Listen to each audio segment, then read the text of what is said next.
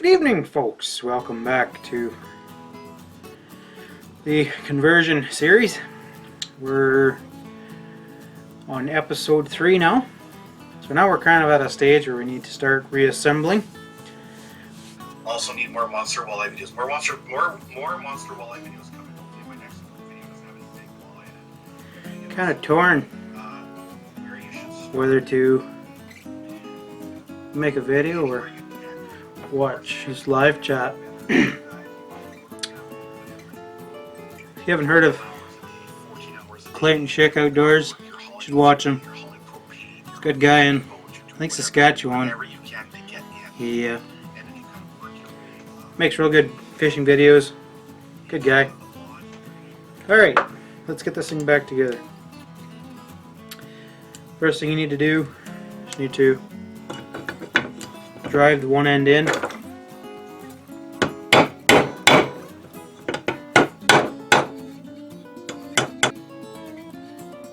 Typically the bearing doesn't stay on the shaft,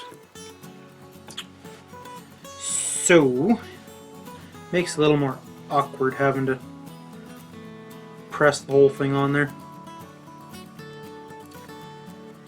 So you want the, it's hard to see here, you want that bearing pretty well flush with the inside of the crankcase.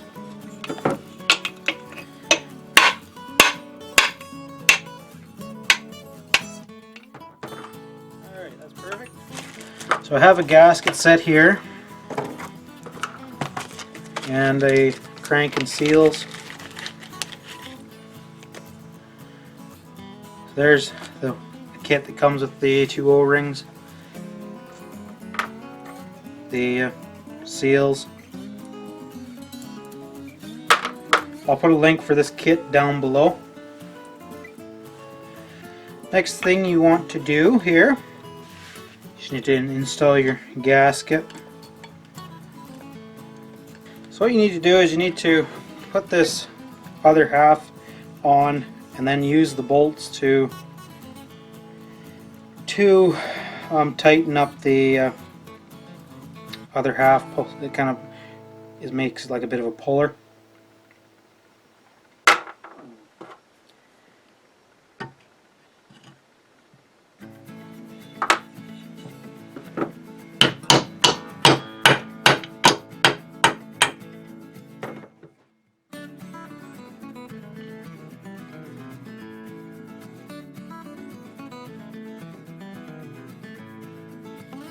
So what I'm doing here, I don't know if you can see in there, so I got it spaced about 1/4 inch, and now I'm inserting my bolts through the holes in the gasket, and that way I can ensure that everything about the gasket is installed properly.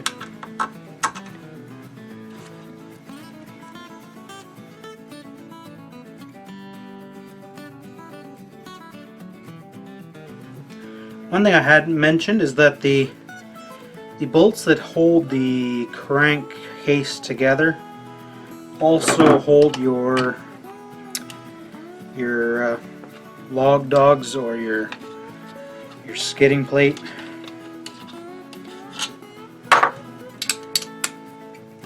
This is what I was talking about. Hopefully it'll zoom in there. If you have a 266 SE with the coarse thread crank, you're pretty limited on the clutches that you can get for it. So this is the new style, there's the old style. There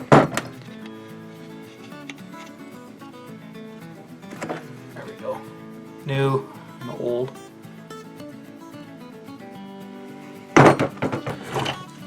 So to tighten this up, you typically you kind of do a bit of a cross pattern. So you'd give this one a bit of a turn until they start to come snug.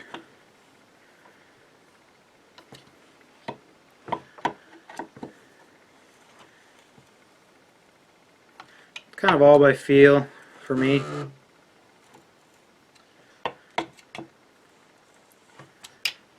going on there nice.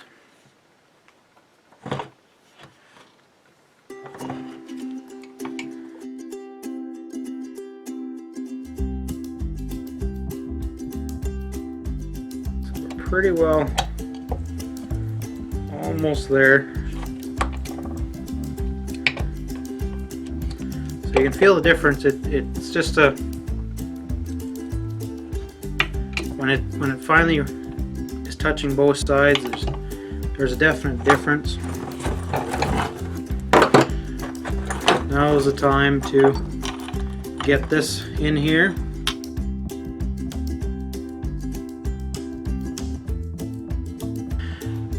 So it needs a final cranking, a final torquing rather.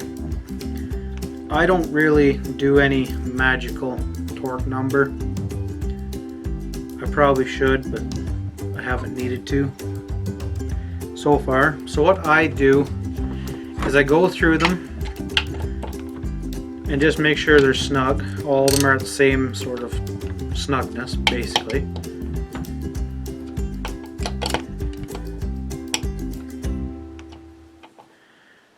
And then from here, I give a decent little tightening.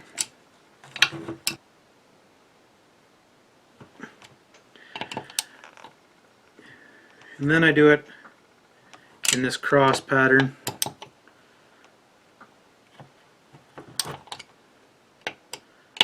And then I do it in reverse.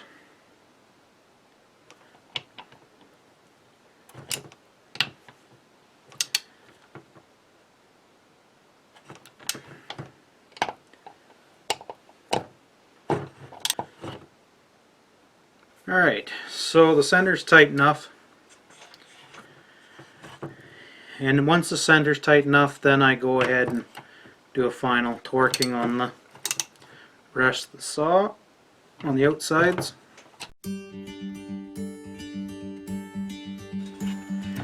And right now it'll feel a little stiff because the bearings are kind of loaded. So just give it a little shot on the end of the shafts, kind of freeze them back up. Next order of business is the oil seal.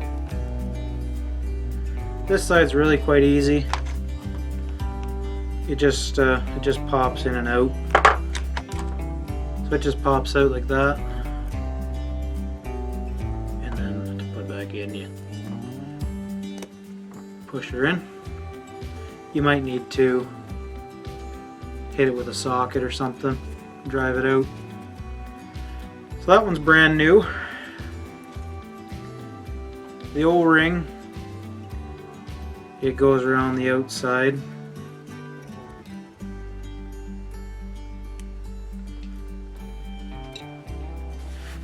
And then that simply just pushes on and in.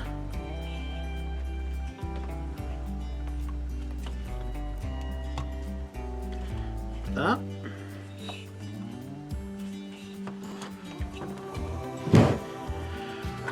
And your 3 screws.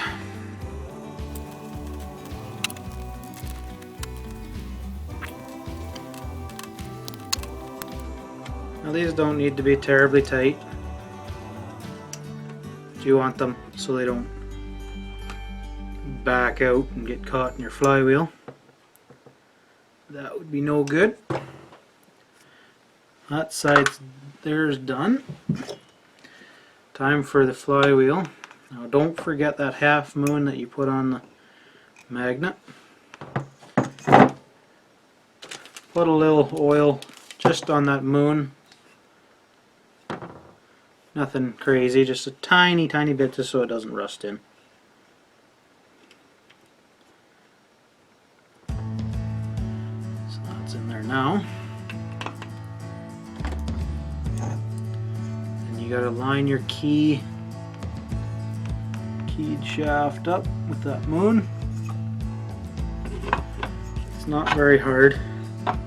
You just kind of twist it until it's close. I already had it, but I just want to demonstrate. So if you get it close, slowly rotate it, and it drops in. It's on there now. Now you need to put the nut back on it when you find it. There you go, little nut and washer.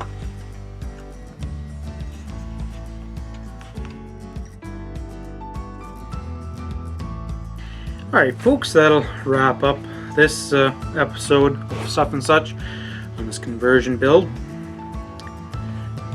Moving along, some might think we're moving along at a pretty slow pace, but I'm trying to make it so that I cover as much detail as possible, because I know that there's going to be some that were like me when I was younger and I was looking for information and knowledge, and I had this this hobby, this desire, this love for chainsaws, and it kind of got me through a boring period of time in my life when I didn't have too much to do. So that's kind of why I'm making this series of videos, because I know there's going to be some people out there that were young like me and are looking for something that is interesting, and there's nothing more exciting than getting it done and having this beautiful professional grade saw for maybe a third the cost of one of them junky no-name HUSQVARNAs now, those pooling copies, and being able to say I made this thing, I know everything about it, I can fix it, I can repair it, and it's mine. There's a feeling about that just can't be beat. So if I'm going too slow for you guys, I'm sorry. If I'm going too fast and I'm missing things, let me know. I'll try and maybe backtrack in an episode in the future and give you that information. If you have any questions, put them in the comments. If you have any saws that you'd like to see rebuilt, put them in the comments. I look forward to hearing from you. And if you could, I know I keep saying this, but if you could please subscribe, I'd like if you could subscribe. It does help me out considerably. And thanks for watching. See you later.